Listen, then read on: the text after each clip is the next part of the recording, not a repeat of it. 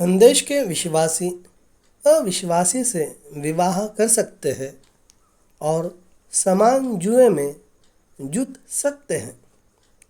अब हम उस असमान जुए वाले कुपंथ पर आते हैं जिसकी संदेश के विश्वासियों को परमेश्वर के भवन में इजाज़त दी जा चुकी है। उन्होंने स्त्रियों को अनुमति दी, उन्होंने पुरुषों को अनुमति दी कि वे बाहर संसार में जा सकते हैं और उद्धार न पाई हुई स्त्रियों को पकड़ सकते हैं और उद्धार न पाए हुए लड़कों को पकड़ सकते हैं। परमेश्वर के भवन में वापस आ सकते हैं और वे दोनों विवाह कर सकते हैं। यह बात वचन के अनुसार बिल्कुल भी नहीं है। ऐसे इजाज़त देने वाले प्रचारक, आप एक पापी प्रचारक हैं। जब आप किसी उस लड़की या लड़के को लेते हैं जिसने उद्धार पाया हुआ नहीं, और आप एक मसीह लड़की या लड़के को लेते हैं और उनकी आपस में शादी कर देते हैं, आप एक ढोंगी पाखंडी हैं। जी हाँ, यह तो एक असमान जुआ है। आपको इसके लिए परमेश्वर के सम्मुख जवाब देना होगा। और ऐसा काम परमेश्वर के भवन में डिकनों के बच्चे, सेवकगणों के बच्चों के द्वारा किया जा रहा है। भविष्यवक्ता ने इसकी भर्त्सना की थी। जब भी आप एक सेवक के रूप में किसी अभक्त पुरुष और एक मसीह नारी के लिए या अभक्त नारी और मसीह पुरुष के लिए उनका विवाह करा के उन्हें आशीर्वाद देते हैं, तो आप परमेश्वर के वचन का ही उल्लंघन करते हैं। यह एक असमान जुआ है और हम इस पर परमेश्वर के भविष्यवक्ता के ही वचनों को सुनना चाहते हैं। प्रचार को यह ऐसी बात है जिसे आप भविष्यवक्ता की पुस्तकों में पढ़ सकते हैं और तुम इसी बात को टेपों पर सुन सकते हो और फिर भी तुम उस प्रकार से इसके लिए मंजूरी देना और परमेश्वर के वचन पर समझौता करना जारी रखते हो। जबकि पहले कुरिन्थियों अध्याय 6 वचन 14 से लेकर 18 तक ठीक पवित्र शास्त्र में तुम्हें यह बताने के लिए विद्यमान है कि अविश्वासियों के साथ असमान जुए में न जुटो, क्योंकि धार्मिकता और अधर्म का क्या मेल जोल, या ज्योति और अंधकार की क्या संगति। जी हाँ, परमेश्वर का वचन भी इसकी भर्त्सना करता है। मैं इस बात की परवाह नहीं करता हूँ कि आपको एक पति के लिए कितना इंतज़ार करना पड़ता है। मैं इस बात की परवाह नहीं करता हूँ कि आपको एक पत्नी के लिए कितना इंतज़ार करना पड़ता है। और वह कारण जो कुछ स्त्रियां एक लंबे अरसे तक पति के लिए इंतज़ार करती हैं, वह यह है कि उन्हें तो कोई फिल्मी कलाकार चाहिए होता है। जी हाँ, उन्हें कोई ऐसा नवयुवक नहीं चाहिए जो मेहनत मशक्क़त करता हो। उन्हें तो खूबसूरत सा दिखाई देने वाला पुरुष चाहिए होता है। और बिल्कुल ठीक ऐसा ही मामला पुरुषों के बारे में भी है। वे पत्नी के लिए एक लंबे अरसे तक इंतज़ार करते हैं, क्योंकि वे तो कोई ऐसी लड़की ढूंढ रहे होते हैं जो फिल्मी अभिनेत्री सी लगती हो। तुम ढोंगी पाखंडी जिसकी तुम तलाश कर रहे हो, वह तुम्हें मिल जाएगा। जी हाँ, यह वह घड़ी नहीं है कि सुंदरता के पीछे भागा जाए। यह वह समय नहीं है कि ढूंढा जाए कि समाज क्या चाहता है। आपको तो परमेश्वर की ही मर्जी मालूम करनी चाहिए। ऐसे तो तुम्हें कोई ऐसा युवक मिल जाएगा जो बहुत ही ज़्यादा गिरा हुआ है। ऐसा करना तो एक ढोंगबाजी ही होगी। यह तो ढोंगबाजी ही है कि एक युवती इतनी नीचे गिर जाती है कि वह विवाह के संबंध में इतनी गिर जाती है कि वह अभक्त पुरुष की लालसा करती है कि उससे विवाह कर ले, और फिर उन जैसे लोगों को परमेश्वर के भवन में लेकर भी आती है कि वे बपतिस्मा ले लें। जबकि आप कुमारी गमन में जीवन व्यतीत करते हैं, जबकि आप व्यभिचार में जीवन व्यतीत करते हैं, जबकि आप कुत्ते के जैसे जीवन व्यतीत करते हैं, तुम सड़क पर उस स्त्री के चारों ओर दुम हिलाते फिरते हो और कोई भी यह नहीं जानता है कि कलीसिया में उस स्त्री का मामला कैसा है। लेकिन फिर भी वह परमेश्वर के भवन में कुछ पानी के लिए इंतज़ार कर रही होती है कि वे उसे बपतिस्मा दे डालें। आप कहते होंगे, भाई मैं महसूस करता हूँ कि आप इस मामले में कुछ ज़्यादा ही निष्ठुर हो गए हैं। तुम पाखंडी, मैं तो तुम्हारा जीवन बचाने का ही प्रयास कर रहा हूँ। तुम तो काम वासना से भरे हुए हो और तुम्हारी काम वासना तुम्हें अपने कब्जे में लेती चली जा रही है। तुम्हें तो इस बात की ज़रूरत है कि तुम अपने घुटनों पर आ जाओ और प्रार्थना और उपवास करो और कहो, हे परमेश्वर, मुझे शक्ति दीजिए कि मैं इस इच्छा पर जय पा सकूं। मुझे शक्ति दीजिए कि मैं इस काम वासना पर जय पा सकूं। आप किसी लड़के की या किसी लड़की की सुंदरता की खातिर, धन दौलत की खातिर, घर मकान की खातिर और ज़मीन जायदाद की खातिर तलाश न करें। आपको तो परमेश्वर की मर्जी ही तलाशनी चाहिए। जी हाँ, आप किसी खास किस्म की लड़की के लिए उम्मीद पाल कर न बैठे और फिर यहाँ वहाँ उस जैसी लड़की की तलाश न करते फिरे। आप किसी खास किस्म के लड़के के लिए उम्मीद पाल कर न बैठी रहे और फिर यहाँ वहाँ उस जैसे लड़के की तलाश न करती फिरे। आप तो एक फूहड़ कुल्टा स्त्री ही है। जी हाँ श्रीमान, आपको तो परमेश्वर की मर्जी के लिए ही प्रार्थना करनी चाहिए। पापियों और विश्वासियों के आपस में विवाह करने से बिल्कुल भी कोई भला नहीं होता है। संदेश का नाम है अपने को अविश्वास से अलग कर लो, 28/2/1955। प्यारा नंबर 16। लड़के, जो मैं तुम्हें आज रात बता रहा हूँ तुम जानते हो, और तुम जो युवा महिलाएं हो, तुम्हें इस बात में सावधान रहना चाहिए कि तुम किससे विवाह कर रही हो। अगर पापी और मसीही आपस में शादी ब्याह कर भी ले तो सबसे पहली बात आप जानते हैं, इससे उनका कोई भला नहीं होता है और आपको एक टूटा हुआ घर परिवार ही मिलता है। आपस में असमान जुए में ना जुटो, क्योंकि ऐसा करके आहाब को यही मिला था। जी हाँ, वह एक खूबसूरत सुंदरी थी। वह अपने चेहरे पर रंगों की लीपापोती करती थी। वह छिपकली के जैसे अपने नैन निकाला करती थी। क्या आप जानते हैं कि यीशु मसीह को छोड़कर जो बाइबल में सबसे ज़्यादा बुद्धिमान व्यक्ति हुआ था, वह खूबसूरत औरतों के एक झुंड के कारण ही एक बुत परस्त मूर्ति पूजक के रूप में मरा था। वह व्यक्ति सुलेमान था। इसने उसे परमेश्वर से दूर कर दिया था।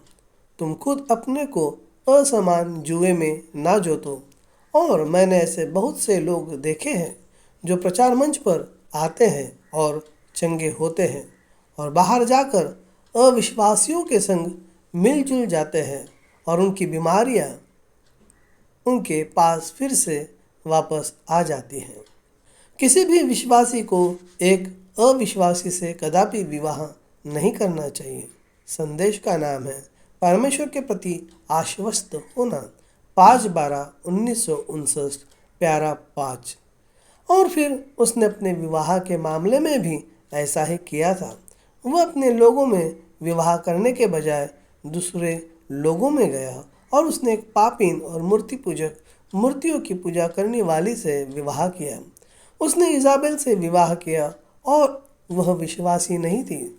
और किसी भी विश्वासी को किसी भी परिस्थिति में किसी भी अविश्वासी से कदापि विवाह नहीं करना चाहिए। विश्वासियों को तो हमेशा ही विश्वासियों से ही विवाह करना चाहिए। क्या यह मैं हूँ जो इस मामले में इतना निष्ठुर हो रहा हूँ, या क्या ये भविष्यवक्ता के शब्द हैं? क्या बाइबल भी ऐसा ही नहीं बताती है? क्या पौलुस ठीक इस बात के लिए खड़ा नहीं हुआ था? जी हाँ श्रीमान, पवित्रता वरना अधोलोक। अब्राहम अपने बेटे का विवाह अविश्वासी से नहीं कराना चाहता था। फैसले की घड़ी 11/6/1959, प्यारा नंबर 13। अब्राहम इस बात में दृढ़ संकल्पित था कि वह अपने बेटे का विवाह अविश्वासी से नहीं करना चाहता था। आज मसीहों के लिए ऐसा फैसला लेना अच्छा होगा। जो अब्राहम के बेटे और बेटियां हैं, उनके लिए अपनी औलादों के संबंध में ठीक वैसा ही फैसला लेना बहुत अच्छी बात है। अब अब्राहम पर इससे कोई फर्क नहीं पड़ता था कि वे अविश्वासी लड़कियां कितनी सुंदर थीं और वे कितनी भली नारियां थीं, मगर अब्राहम यह नहीं चाहता था कि उसके बेटे का संबंध उस किस्म के लोगों से हो।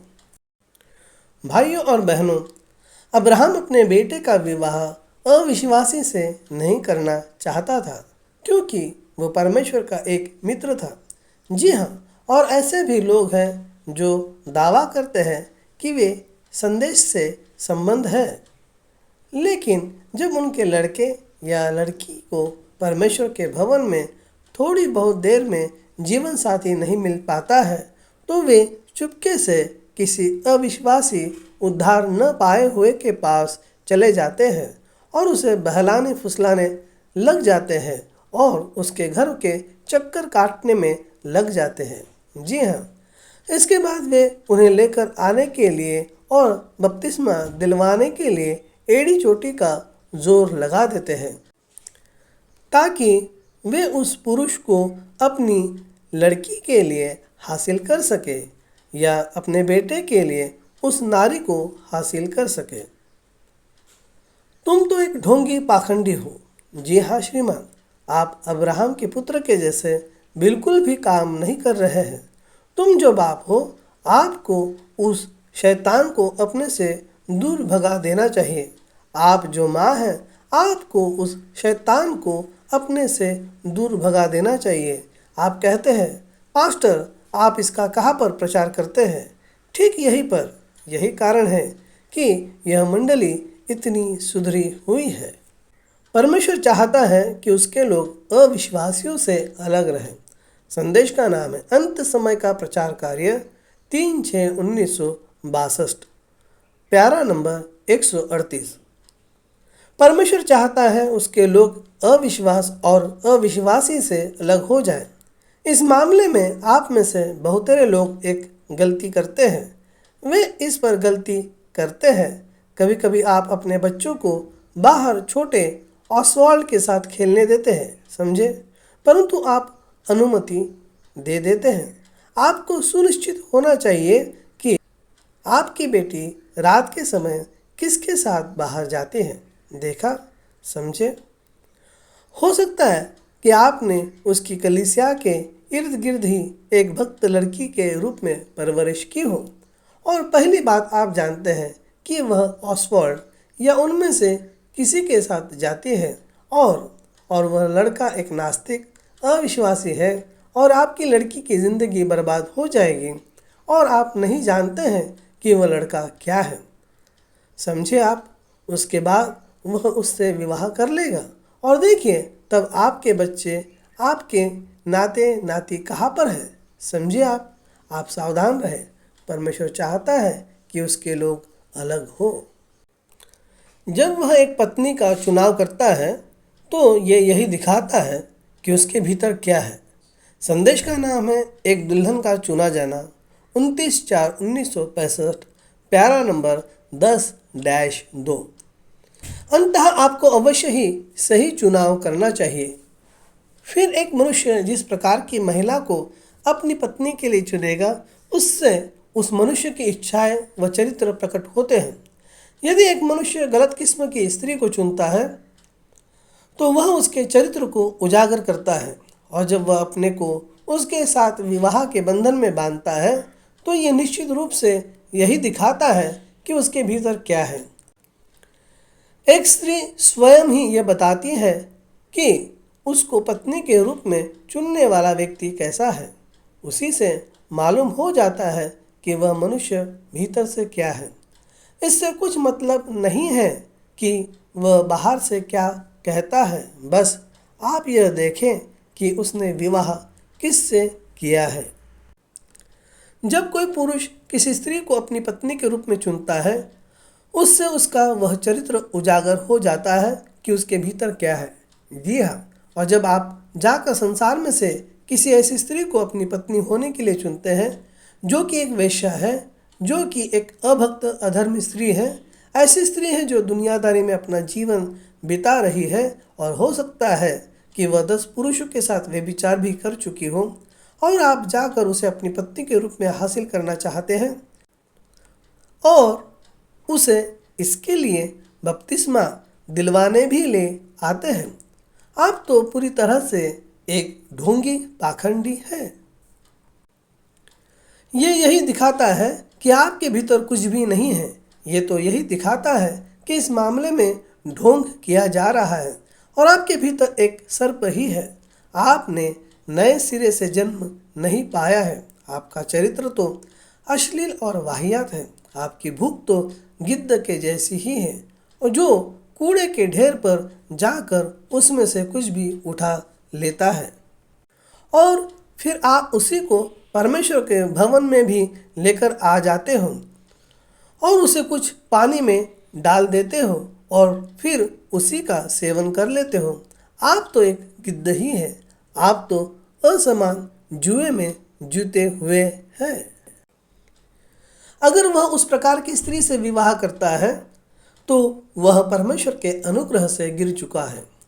संदेश का नाम है एक दुल्हन का चुना जाना। 29/4/1965 प्यारा 25-4। परंतु उसका आत्मिक चरित्र उस पारिवारिक दुल्हन से कोसों दूर है जिसे लेने के लिए मसीह आ रहा है। अगर कोई मसीह जन उस प्रकार की स्त्री से विवाह करता है तो यह यही दिखाता है कि वह परमेश्वर के अनुग्रह से गिर चुका है। जब वह इस तरह की स्त्री को चुनता है तो परमेश्वर के प्रति और अपने होने वाले घर के प्रति उसकी पसंद, यानी कि उसका घर परिवार कैसा होना चाहिए, बहुत दूर चली जाती है। जी नहीं श्रीमान, यकीनन वैसी लड़की मसीह पसंद में जम नहीं पाएगी। मैं इस बात में विश्वास नहीं करता हूँ कि कोई मसीही जन अभक्त अधर्मी पुरुष या स्त्री से विवाह करें और ऐसा बाहर संदेश के मानने वालों में भी हो रहा है। वे बाहर जाते हैं और दुनिया में से अपने लिए अपना जीवन साथी चुनते हैं और वे उसे अपने साथ लेकर आते हैं और पास्टर उन्हें आशीर्वाद देता है। जी हाँ, ओ परमेश्वर, मैं रेडियो पर खबरें सुन रहा हूँ और एक बच्चा भूख से मर रहा था और एक स्त्री अपने बच्चे के साथ भूख से बिलख कर रो रही थी और एक पुरुष भूख के मारे तड़प रहा था। लड़के, इसे तो आपके हृदय को चीर कर रख देना चाहिए। इस दोपहर बाद आप उन कुछ चिट्ठियों को सुनने जा रहे हैं जिनमें लोग मुझे अपनी भूख और भूख से तड़प कर मरने की दर्द भरी दास्तां लिख रहे हैं। 4 या 5 प्रांतों में 1 करोड़ लोग भूख से बेहाल हैं। एक भाई ने मुझे लिखा था, उसने कहा था गांव में 34 लोग भूख से मर गए हैं। उसने कहा था, हे परमेश्वर भाई, मेरे लिए कुछ पैसे भेज दीजिए, मैं कुछ मक्का खरीदना चाहता हूँ। जी हाँ भाई, मैंने उसके पास कुछ पैसे भेज दिए, लेकिन मैं नहीं जानता हूँ कि उसके पास वे पहुँच भी पाएंगे या नहीं। अकाल पीड़ित क्षेत्र में वे हर एक चिट्ठी को फाड़ कर देखते हैं।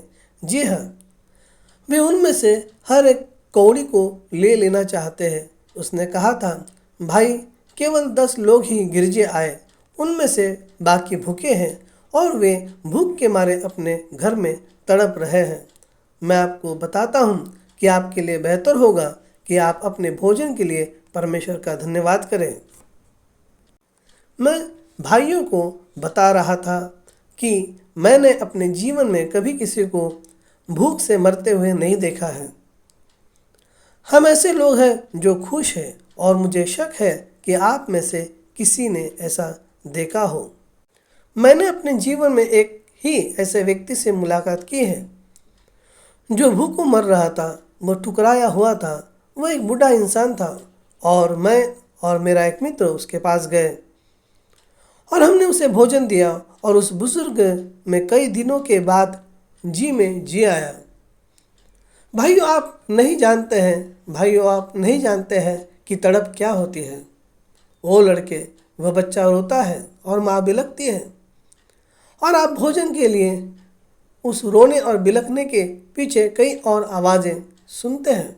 1 करोड़ ऐसे लोग हैं जिन्हें रोटी की बहुत ही ज़रूरत है और वे रोटी के लिए लाइन में लगे हुए हैं।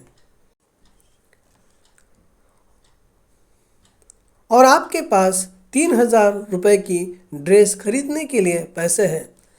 तुम तो हर साल एक नया फ्रिज चाहती हो।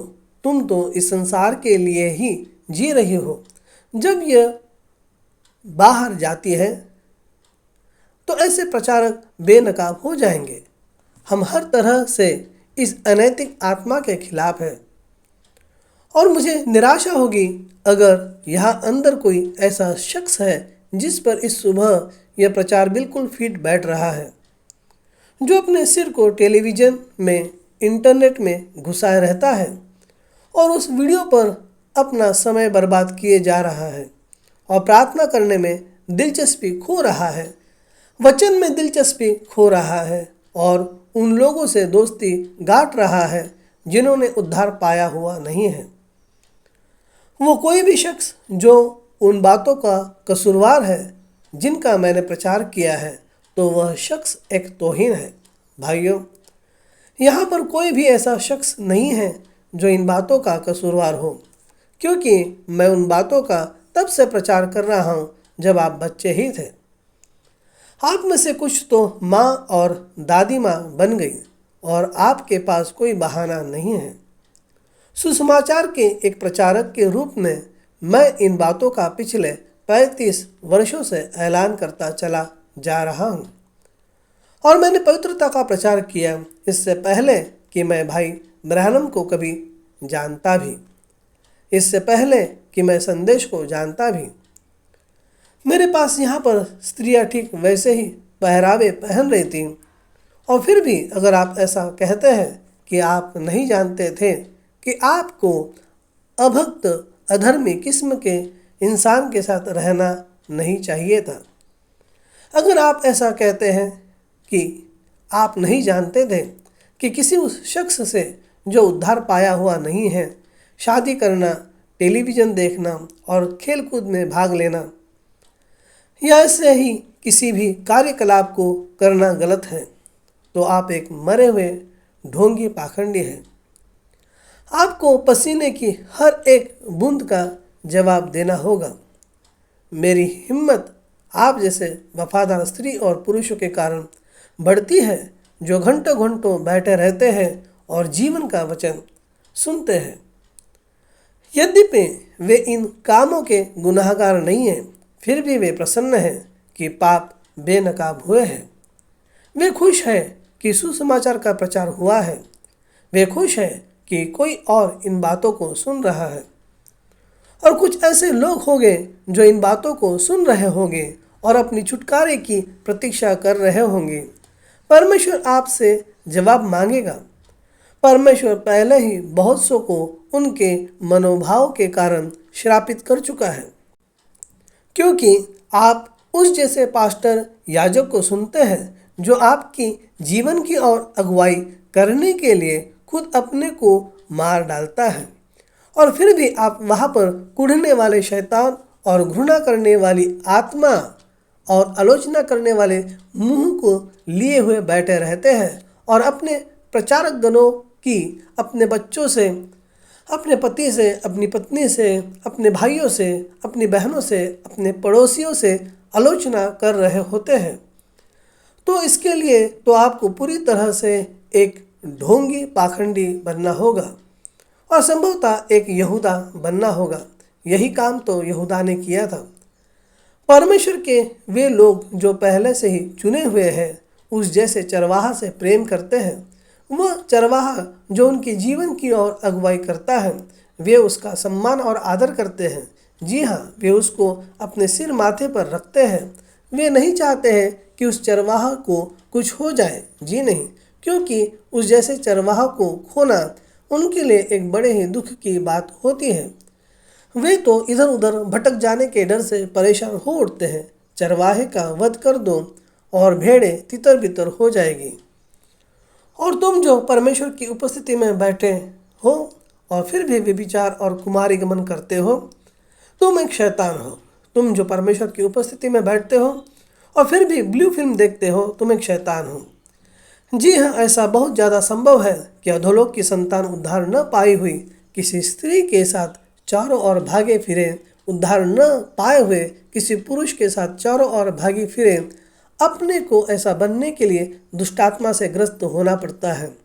आप तो एक अविश्वासी है और आपने परमेश्वर का वचन कभी सुना ही नहीं है। आप इस संदेश का विश्वास नहीं करते हैं, आप अपने पास्टर का विश्वास नहीं करते हैं। तुम तो उन रॉक एंड रोल संगीत को ही सुन रहे हो जो दिन ब दिन बाहर निकल कर आ रहे हैं। तुम तो पूरी तरह से एक ढोंगी पाखंडी हो।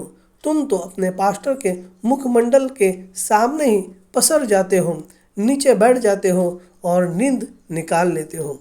तुम इसलिए नींद से भरे हुए होते हो क्योंकि तुम्हारे भीतर दुष्टात्मा है। जिसे बहुत दिया गया है उससे बहुत लिया जाएगा। वह जो भला करना जानता है और नहीं करता है उसे कई कोड़े लगाए जाएंगे। आपको हिसाब देना होगा। आपने उससे कहीं ज़्यादा सत्य सुना है जितना कि सारे संसार भर में किसी व्यक्ति ने कभी सुना हो। और दोस्तों, मैं व्यर्थ में ही कोई शेखी नहीं बघार रहा हूँ। आप मिसालें देख चुके हैं। आप उन भक्त मिसालों को उससे कहीं अधिक देख चुके हैं जो किसी और व्यक्ति ने कभी देखी हो। मेरे अजीजों, आप मसीहत और निस्वार्थ भाव का प्रकटीकरण उससे कहीं ज़्यादा देख चुके हैं जितना कि सारे संसार भर में किसी व्यक्ति ने कभी देखा हो, और आपको इसके लिए जवाब देना होगा।